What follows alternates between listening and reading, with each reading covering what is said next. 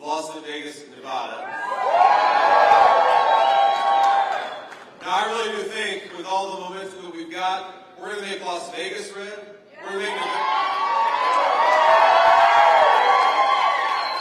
make Nevada red, and we're going to turn Nevada red for Donald J. Trump and the American people who are in this race.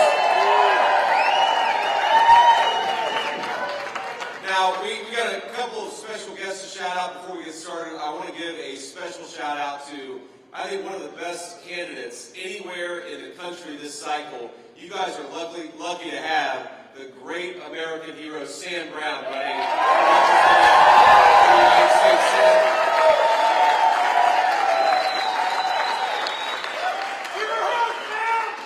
We gotta get Sam in the United States Senate, because I really do believe Donald Trump is going to be the president. I'm going to need the vice president. We're going to need all the help that we can get, and Sam Brown is the right man for Nevada.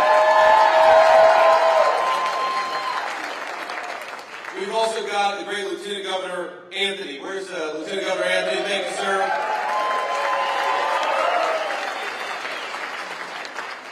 And we got a guy who's doing a very good job, the state GOP chairman, Michael McDonald. Where's Michael at? Thank you, Michael, for your hard work.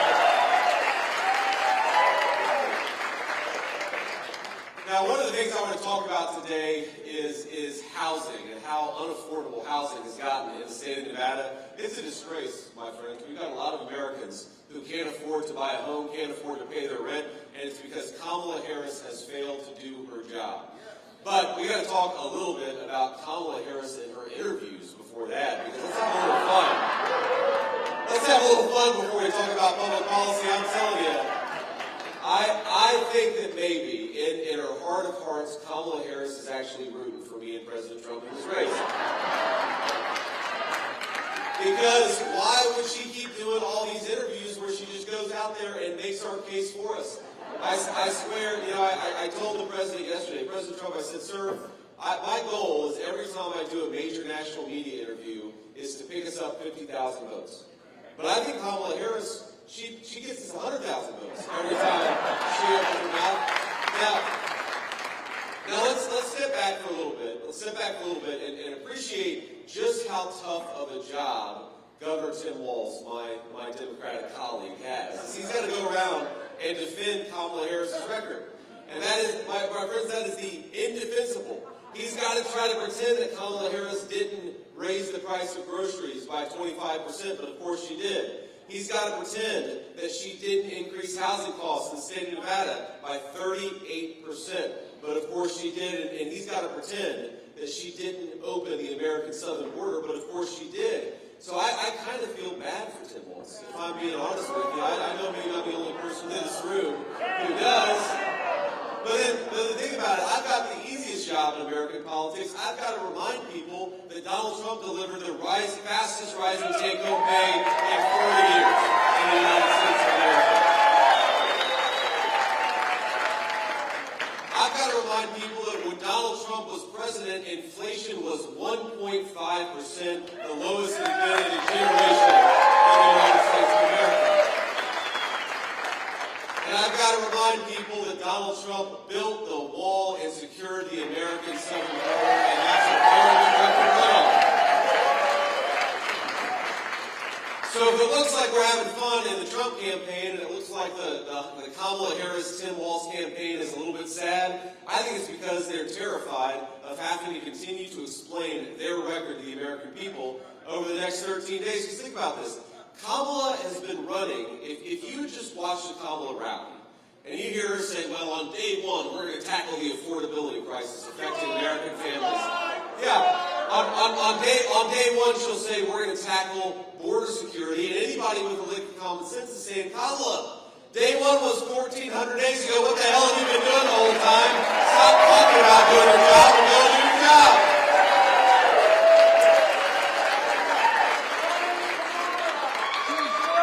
But I think it explains why these interviews are so tough for Kamala Harris. Because they ask her very basic questions about what is she going to do differently, what is she going to do in the next 4 years that she hasn't done in the last 4 years, right?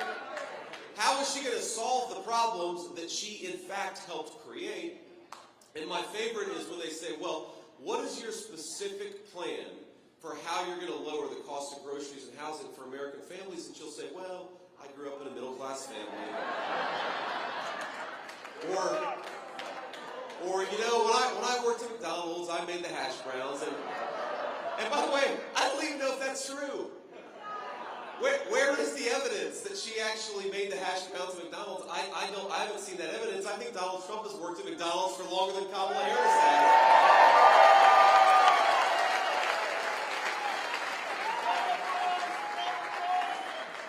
But come on, let's get serious a little bit, because yeah, we're having some fun. And well, okay, we'll get serious in a second. I want to say one more thing. So I saw, it was either yesterday or the day before, we were on the airplane coming to Nevada, and I saw this clip of Kamala Harris at some event. And you know the big theme of the first month of their campaign was that they were the joyful campaign.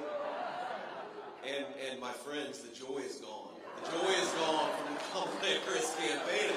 I was watching her, and she was kind of scolding people. She was scolding people for thinking that Donald Trump is funny. But she really was. She was like, how can you dare have a sense of humor about American politics? It's one of the things I love about my running mate is he does have a sense of humor. You can fix the country, but have a good time while you're going around and campaigning across the United States, right? But as she was sitting there scolding, I couldn't get this thought out of my head, that she wants to be the President of the United States of America, but there's nothing presidential about scolding your fellow citizens. And it kind of hit me that what she was acting like was a vice principal who had just called you into the office because you were having too much fun at school. And I think one of the big questions we have to ask our fellow Americans is, over the next 4 years, do you want a president who is fighting to make your life more affordable and to make your country more peaceful and prosperous? Or do you want Kamala Harris who's going to scold you when you're having a good time? I think we know the answer. We want Donald J. Trump. We want to have a good time, and we want to fix the country in the process.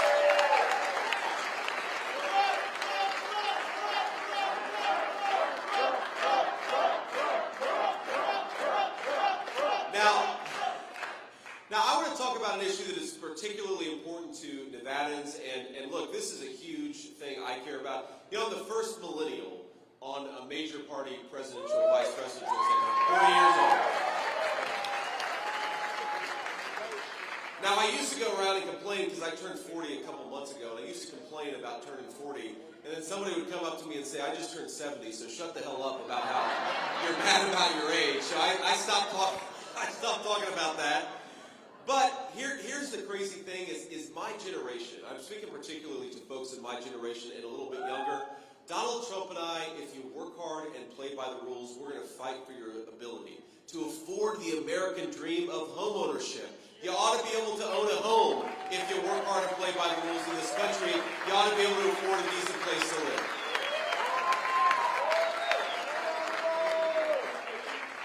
Now, we've talked a lot about illegal immigration on this campaign, and rightfully so. I think it's maybe the biggest crisis confronting the United States of America, and we'll talk about the effect it has on public safety and the effect that it has on our social services. But let's start with talking about the fact that when you open the border and let 25 million people into your country, you drive up the cost of housing for American citizens.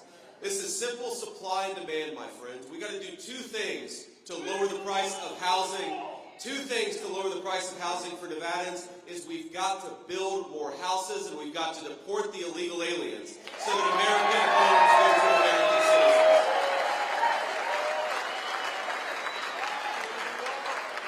Now, our friends in the media don't like to do this. They like to talk about building more homes, and by the way, we're going to build millions of new homes when Donald Trump is president. Here's how we're going to do it. First of all, we're going to drill, baby, drill, lower energy costs, and that's going to make it easier to build homes. We're going to stop the ridiculous regulations that make it harder for our construction companies and our workers to build homes in the first place. And the third thing we're going to do, especially in Nevada, is we have got so many acres of federal land that are being totally unused, but we could build houses on that federal land and make it more affordable for American citizens to afford a good life. That's what we can do. And by the way, you can open up some of those lands while still protecting and preserving our beautiful natural parks. You know, Kamala Harris wants to say that you can't do both of these things at the same time. You all know there's a lot of federal land out there that isn't being used for anything, but it could be used for American homes, for American citizens. So let's change that.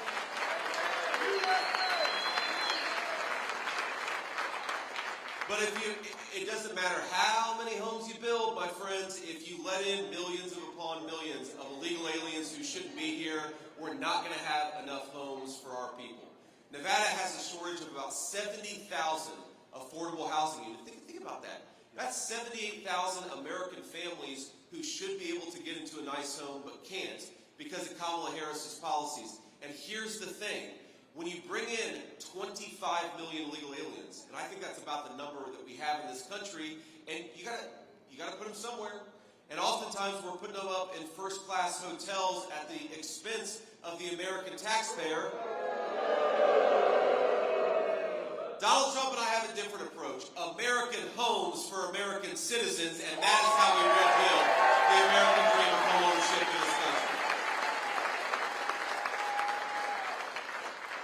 Now, we talk about illegal immigration, and I do think that it is the biggest driver of the unaffordability of housing, too, but there's something else about illegal immigration that we've got to talk about, and it's the effect on public safety. Because, you know, I'll tell you a little story. I was in Valdosta, Georgia. This is probably 6 weeks ago.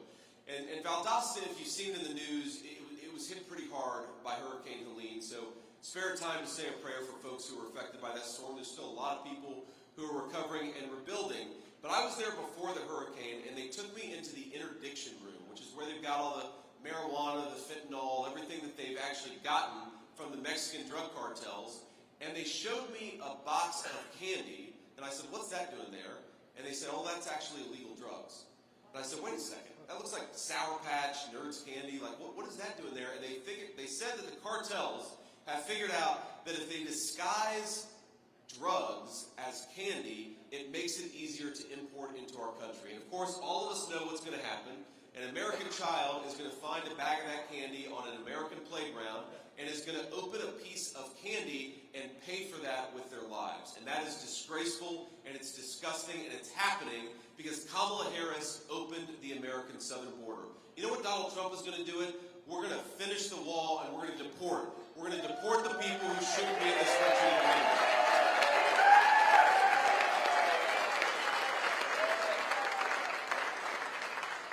Right now, thanks to Borders Are Kamala Harris's open border, right now there are 425,000 criminal illegal aliens in the United States of America. That's more than any Marines out there. Double the size of the United States Marine Corps. That's crazy. And that's not happened through some act of God. That's happened because our own government isn't doing the job of protecting American citizens. We've got thousands upon thousands of kids who are the children of illegal immigrants who are in our public schools in Nevada. And of course, what happens when you've got teachers who've got to focus on kids who don't even speak English, that means that Nevadan children are getting the short end of the stick and are not getting the education that they deserve. And of course, we know that when you let in hundreds of thousands of illegal immigrants into states all across our country, and certainly into Nevada, and we give them free access to health care, emergency room wait times go up, access to hospital services goes down. We are making our own citizens poorer, less safe, less healthy, and less prosperous because Kamala Harris cares more about illegal immigrants than she does about the citizens of the state of Nevada. My friends, that's going to stop when Donald J. Trump is president. I promise you that.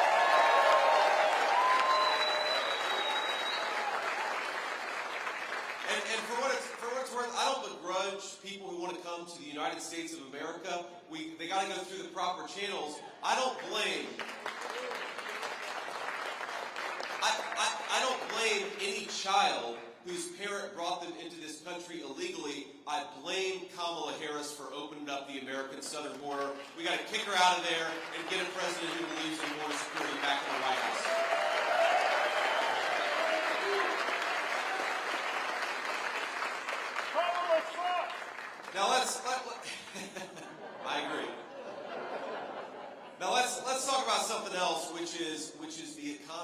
friends, I believe that when we re-elect Donald J. Trump, the next president, we are going to unleash a golden age of prosperity in Nevada and all over the United States of America.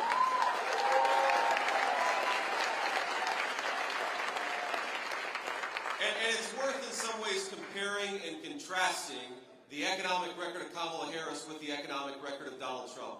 And also comparing the plans that they have for how we're going to move forward as a country. Kamala Harris is saying that I've never seen this in my life, a politician who is going around the United States of America bragging that she's going to raise taxes, bragging that she wants to let the Trump tax cuts expire, saying to all of you, hey, elect me and you're going to pay a lot more in taxes. I don't know who does that. It doesn't make it, I mean, normally even the politicians who plan to raise your taxes at least lie to you and tell you they're going to cut them, but not Kamala Harris. Kamala Harris is going around telling you she wants to raise your taxes. And here's what President Trump is going to do. We are going to cut taxes for American families, and we're going to penalize companies that are shipping our jobs overseas. That's what we ought to be doing.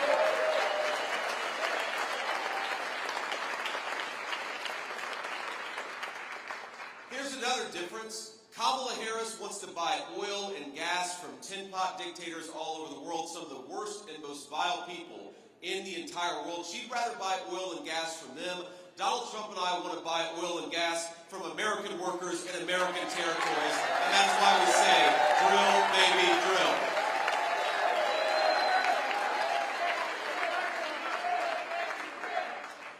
Kamala Harris wants to give Medicare and Social Security to illegal aliens, which, by the way, would bankrupt those programs and throw a generation of our senior citizens into poverty. Donald Trump wants to protect Social Security and Medicare, and it starts with sending illegal aliens back home and not giving them free benefits.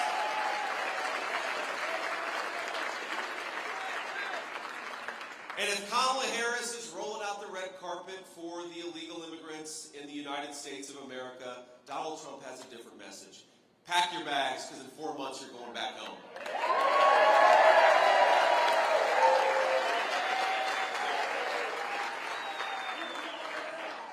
Now, here's the problem with what Kamala Harris has done to this economy. You look at what's going on right now, and it's funny, if you pay attention to her messaging and what she says in these interviews, she can't quite figure out whether she wants to promise to change the policies or if she wants to say that the inflation crisis is over. And sometimes she'll say that. She'll brag about how inflation is much better thanks to her policies. Is inflation better out there for families in Nevada? You know, credit card delinquencies in our country have gone way up. About 10% of credit card balances in the United States of America are delinquent right now. About 8% of car loans are delinquent right now. You have Vice President Harris bragging about how good the economy is, and then you have American citizens who can't afford to pay their bills.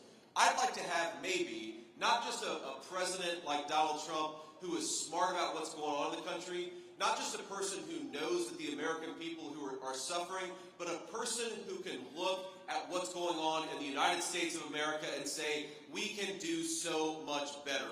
We can, my friends. We just got to get Donald Trump back in the White House.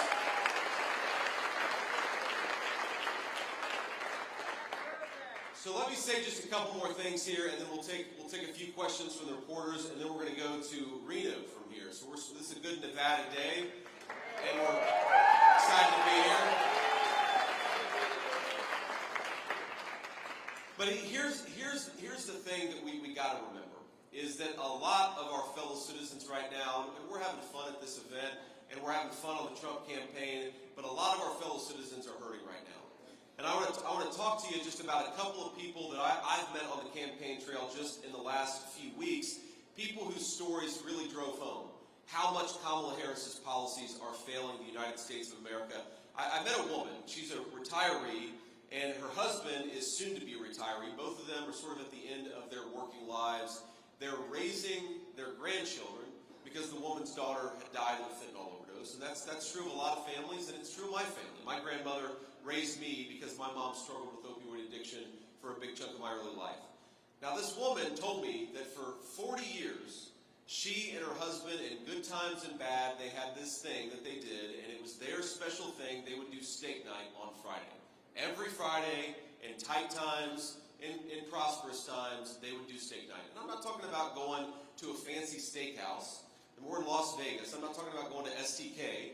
I'm talking about going to the grocery store and buying a nice steak and having that be their thing that they did together. We all know it's these little rituals, right? These are the things that make life worth living. We've all got them in our families, and it's why we work hard. It's why this is the greatest country in the world. But last year, she stopped doing steak night. They stopped doing steak night because the price of groceries has gotten so unaffordable, and of course, times were especially tight because they've got a couple of extra mouths to feed that they didn't plan on. And my friends, we got to do better. In this country, we got to make sure that if you work hard and play by the rules, you spend your entire life working your finger to the bone, you ought to be able to afford steak night on Friday night, and that's what we're fighting for.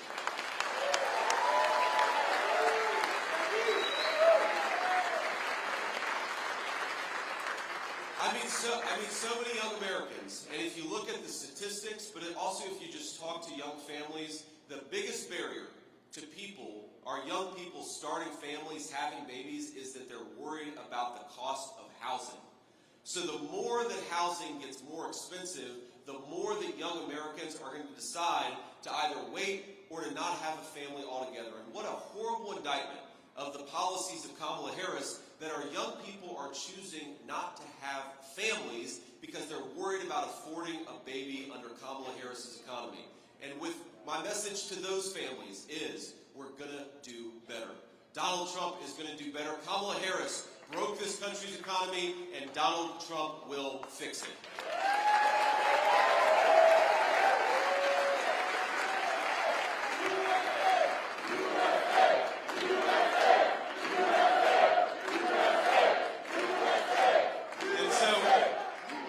And so I want us, because I know a lot of you are volunteering. A lot of you are knocking on doors. A lot of you are doing the things that we need to do to get out the vote. And we'll talk a little bit more about that after I take some questions. But I want you to remember what we're doing it for.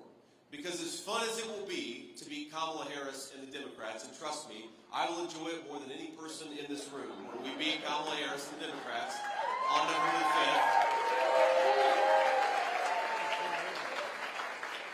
Remember what we're doing it for. We're doing it to give the American people a government that actually looks after their interests. We're doing it to create enough prosperity so that that woman and her husband can afford steak night on a Friday night. We're doing it so that our young people can afford to buy homes and start families. We are on a crusade to give the American people the leadership that it deserves. And on November the 5th, we're going to do exactly that. Thank you. God bless you guys. Appreciate everything.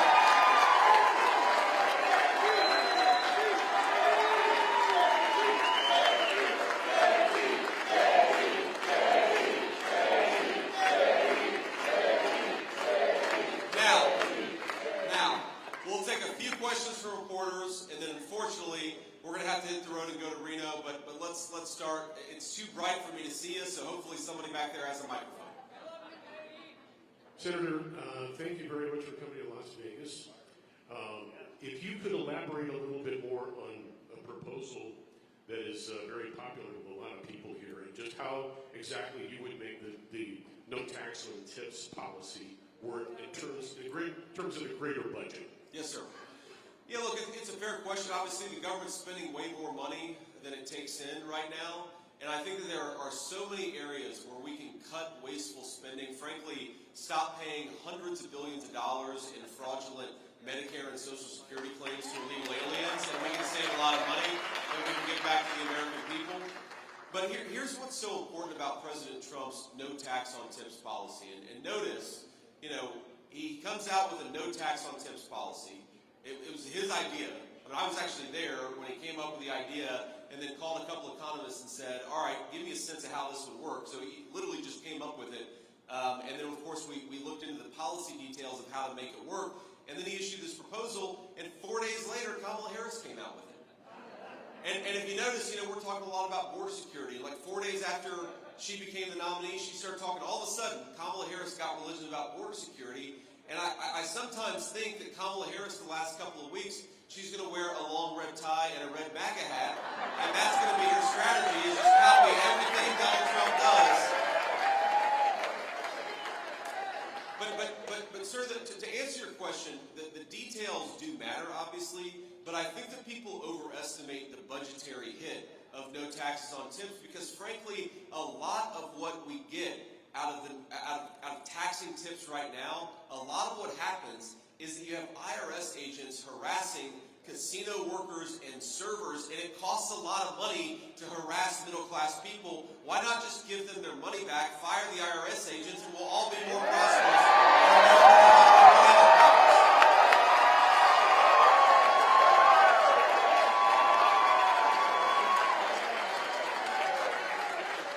So I think a big part of the no taxes on tips policy is not just giving people more of their hard-earned money that they can actually spend on their families and spend on their dreams. It's about stopping this ridiculous tax bureaucracy that harasses middle-class American citizens. Think about this. You've got multi-billion-dollar corporations that ship jobs overseas and use slave laborers, and meanwhile, Kamala Harris's IRS is focused on a middle-class casino worker in Nevada. It's a disgrace. No taxes on tips is going to stop it, and that's why we believe that policy. Next question. Senator Vance, with respect to the housing proposal, when the Democrats talk about this issue, one of the things that they highlight is this alleged idea of giant corporations and big investors buying up houses and thus driving up the price of those houses. I wonder if you'd comment on that with respect to your program and Sure. whether or not that would be a factor.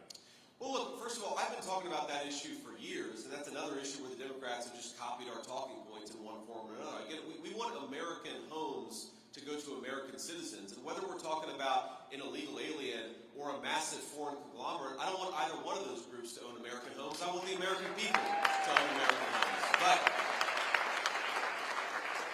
what I find so preposterous about Kamala Harris's proposals here is, and most of them I think are totally crazy, and some of them she's copied from us, and the ones she's copied from us, obviously I think are a good idea.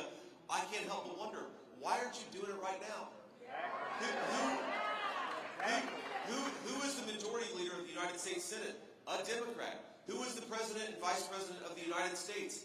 Kamala Harris and Joe Biden. If Kamala Harris really believes that these policies are going to make American citizens more prosperous, she is welcome to try them right now. What I can't get over is a person who runs on promising to do something. She's got a job right now. She ought to do it. And if her ideas are so good, they would help the American citizens now. And it's telling that instead of actually implementing these policies, she just talks about them, because that's what people in Washington do. Career bureaucrats and career politicians who talk about doing things. Donald Trump actually got stuff done in 4 years, and that's why we got to put him back in the White House.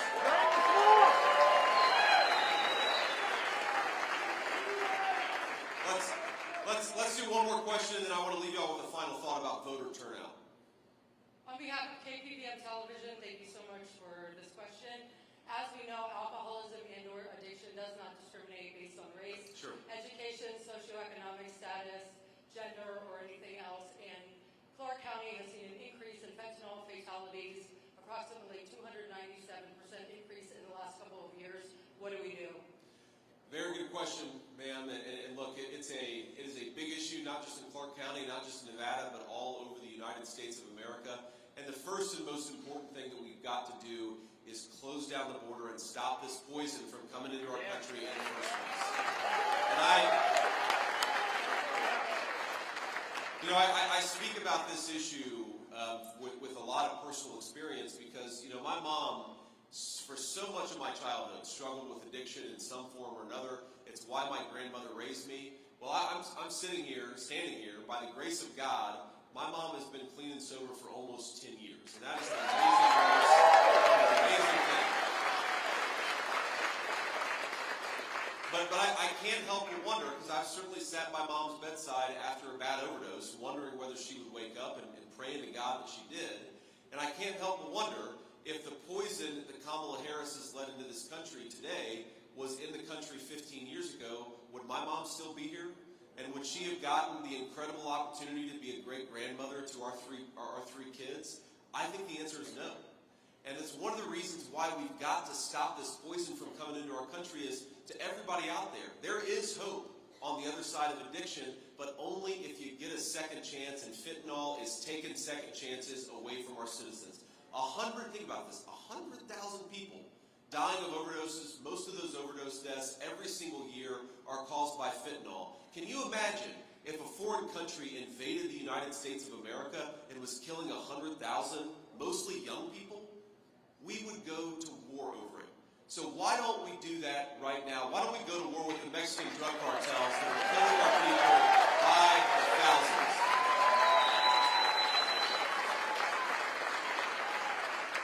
But ma'am, to your point, obviously the immigration part I think is the biggest part of it because that's where so much of the fentanyl comes in. We've also got to help people get into recovery and stay in recovery, and that's an important thing too.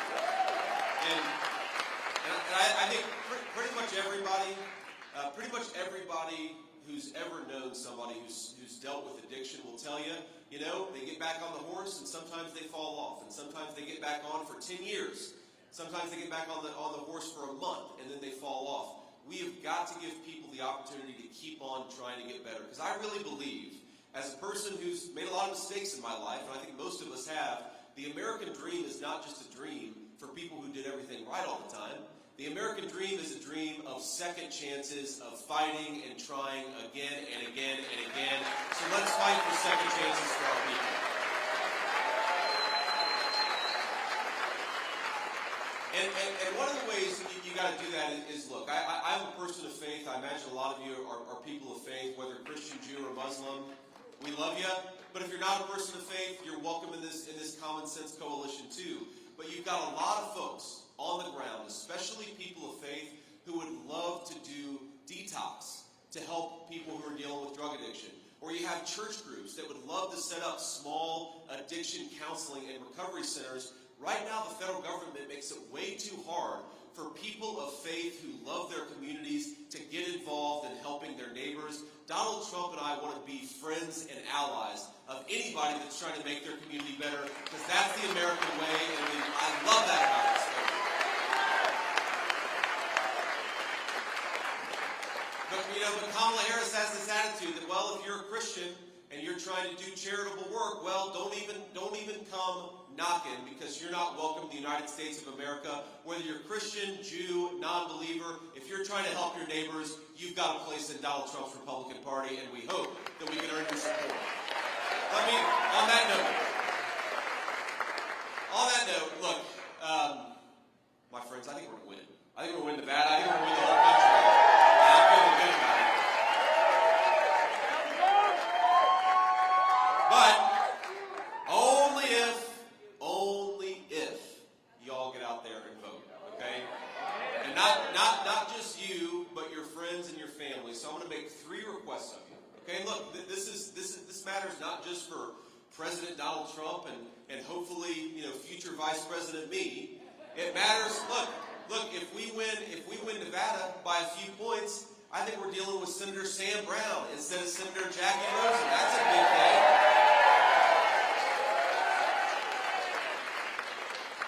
That's got a pretty nice ring to it, right? Sam's really tall. That's the one thing I don't like about Sam, though. I don't want anybody in Washington. I'm 6'2". I don't want anybody taller than me. But look, Sam he's a once in a generation guy. If we don't take this seat this time with that candidate, you guys may have a Democrat in that chair for the next 20 years, right? So here's what I want to ask you for. Okay, number 1, there's a website. I want you to go to it. Write it down if you have to, but I'm going to repeat it. SwampTheVoteUSA.com. That's SwampTheVoteUSA.com. Because as President Trump says, we have got to swamp the vote. I don't want to just win. I want to win by such a big margin that we're going to bed early on Tuesday night. And we know that we've won. We know that we've done what we need to do. Okay? So go to that website. You check your registration. You can check how to get involved in some of our voter turnout efforts. You can know where your polling location is. SwampTheVoteUSA.com. That's number 1. Number 2, I want you to use whatever method of communication, whether it's social media, text messaging, email, call. I want you to commit to talking about what you saw here today, and most importantly, why you are voting for Donald Trump and why you're not voting for Kamala Harris. Because we're never going to have Kamala Harris or her allies in the corporate media telling the truth, but we can tell the truth to one another, and that person-to-person power is how we're going to win the 2024 election. Again, not just for President Trump, but for folks like Sam Brown. So talk to people. Get out there and talk to people about why you're voting for Trump. Now here's the third thing that I want you to do. I want you to get out there and I want you to vote 10 times.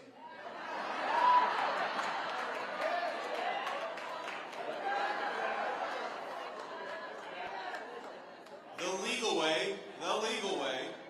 Here's how you vote 10 times the legal way. You take yourself to the polls and you make sure 9 of your friends and family go along with you. That is the legal way to vote 10 times. Now,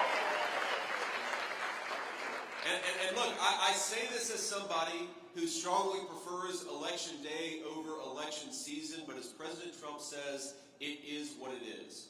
We are now in a world where early voting, mail-in voting, election day voting, these are all the methods that we have to vote. And if Kamala Harris's team is using everything, and we're only using one of those methods of voting, then we're going to get killed. So we've got to get out there, however you can, early voting, in mail, early in person, going on election day, whatever makes the most sense to you, get out there and let's try to bank as many votes by election day as possible. I was talking to your great GOP chairman earlier today, and we were talking about how usually Republicans go into election day down thousands, sometimes tens of thousands of ballots. We have a chance in Nevada of going into election day with Republicans up by thousands of ballots. So let's do what we can and get people out there voting. You don't have to love everything about our election system. I don't, but we've got to play the game by the rules that have been given to us. And if we do that, my friends, we're going to win. Take your friends and family out there to vote. Remember, the country is depending on us. The country is depending on you to give the United States the leadership it deserves. God bless you. We're going to do it in 13 days. Thank you all for having me. It's good to see you in Nevada.